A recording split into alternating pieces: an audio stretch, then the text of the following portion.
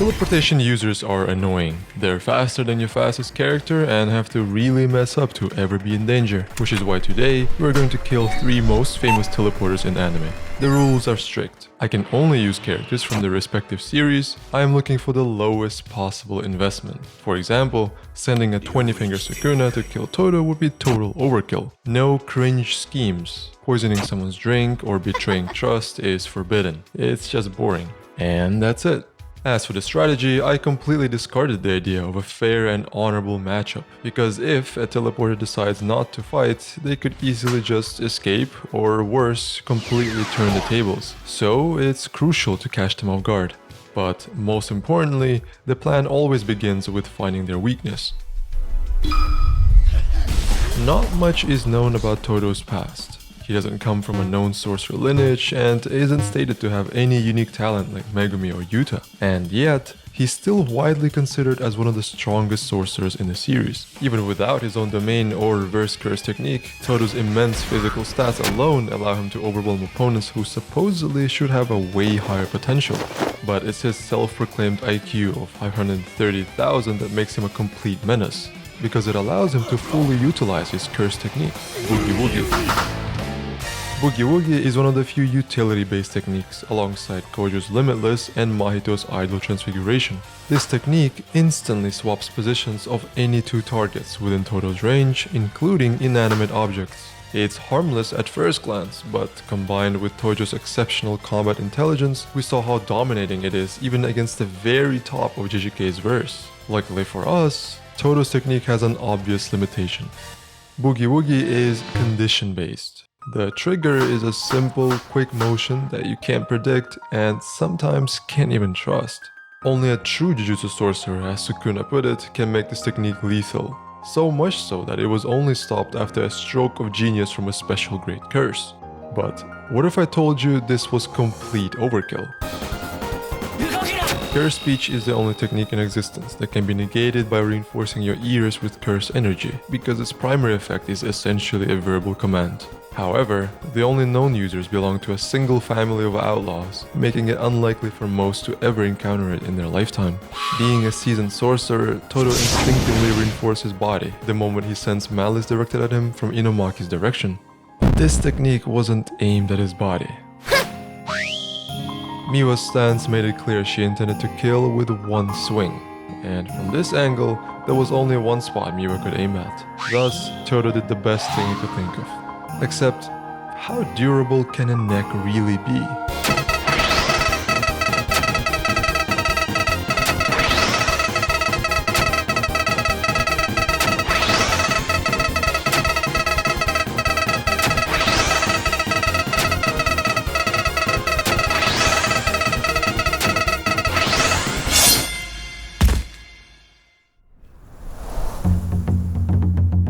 This strategy won't work on our next target. Minato Namikaze is not new to mind control. Where he grew up, Genjutsu is thought about early on, but even then, he never needed to use it. Entire armies designated him Flea on Sight, a reputation he earned during the 3rd Great Ninja War, where he famously wiped entire armies by himself. Tactical ability and combat prowess are all Minato's strong points, but it doesn't explain how he destroyed a group of almost 100 shinobi single-handedly. You see, a Flea on Sight marker doesn't make sense for someone nicknamed the Yellow Flash. If you saw Minato, you were already dead. Hiraishin no Jutsu, or Flying Raijin, is a technique that shouldn't really exist in a story. To travel long distances, ninjas use the body flicker technique that enhances the user's speed in exchange for their chakra. On the other hand, Minato's technique is a genuine teleport. Any distance, any time, and no hand sign needed either. Dude's literally untouchable. Or is he? This is the Flying Raijin seal. Wherever Minato puts the seal, it stays there forever even if the target dies. For Minato, the marker acts as a beacon and the only place he can teleport to. Catching him might not be as impossible as we thought. If Todo's technique relied on a condition, Minato's teleportation is destination dependent. Our target has another strength we haven't mentioned. He is an extremely capable sensor type. At peak concentration, Minato can detect chakra signatures over vast distances, even faint chakra fluctuations and malicious intent. He's most dangerous when he's in danger himself. Trying anything now would be pointless. You have to get him when he lowers his guard the most, where he feels at home. Literally, the Leaf Village, the most guarded location during the Shinobi War, Minato's hometown, and thus the best place to kill him. And there's only one team who could do it. Taiyo's demonic flute produces one of the few sound genjutsus in existence. The phantom sound chains cause hallucinations and inhibit movement. Jirobo's most prominent battle trait is his immense physical strength that synergizes with his earth release techniques. In any other scenario, Jirobo would be the front line, but this time he will have to support his team. It takes a few seconds for Earth Prison to completely envelop its target, which is why it's crucial that Minato isn't allowed to react within the first second of his formation. Still, a second is all we'll get.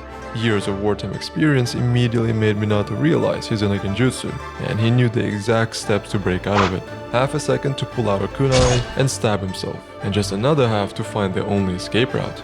The identity of the attackers and their motivations, all of it Minato can figure out later. Right now, he needs to throw the kunai. How did we get here? The Sound 4 are masters of infiltration and have done something similar twice in the show already, back to back. Once in episode 68 during the Chunin exams, where they managed to go undetected to assist with Orochimaru's fight against the third Hokage. But what's more impressive is their second infiltration in episode 109 right after that, to convince Sasuke to meet Orochimaru. A literal Hokage assassination plot just happened, and these guys are just walking in and out without breaking a sweat. Not ideal, but Minato is unfazed. His sensory skills immediately reveal the prison's weak spot. A single Rasengan should do it.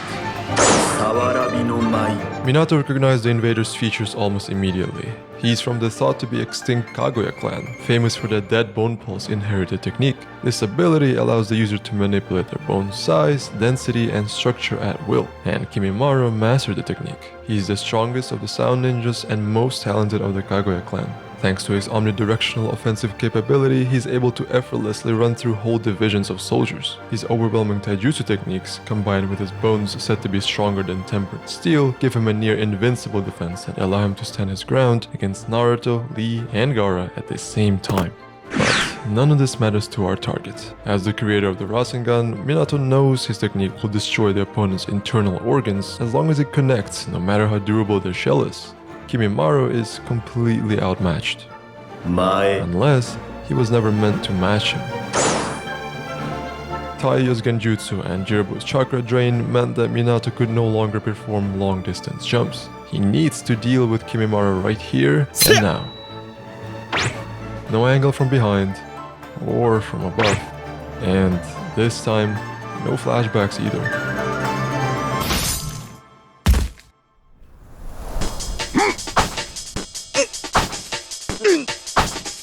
This wouldn't work on our final target. Just like Todo Minato, Ryo Shimazaki is also a teleporter. But where he differs from them is that his ability doesn't need a marker, nor a condition to activate. In other words, it has no downside. So, to beat him, we have to find a weakness in Shimazaki himself. Fortunately, the show already found it for us. You see, Mob Psycho's world doesn't really like overconfident personalities. Almost every fight in the show starts with a loud punk insulting someone before getting completely ragdolled into a wall. Shimazaki doesn't get this treatment. His fight scene is, for me, the best sequence in the entire series, and that's because it's the first time the good guys needed strategy to win. Who are the good guys?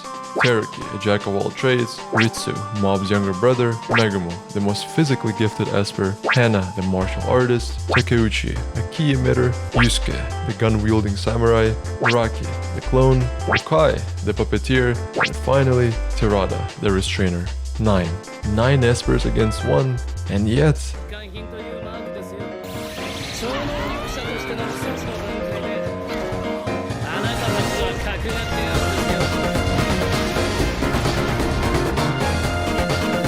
He has no cooldown or distance limit. He can sense and predict attacks aimed at him. How in the world did they beat this guy? Shimazaki is easily distracted. When he gets distracted is a bit inconsistent, but you can see a very clear pattern. He gets hyper-focused after each teleport to the point where someone can just run up and hit him in the face. This means he needs to actively use his prediction ability.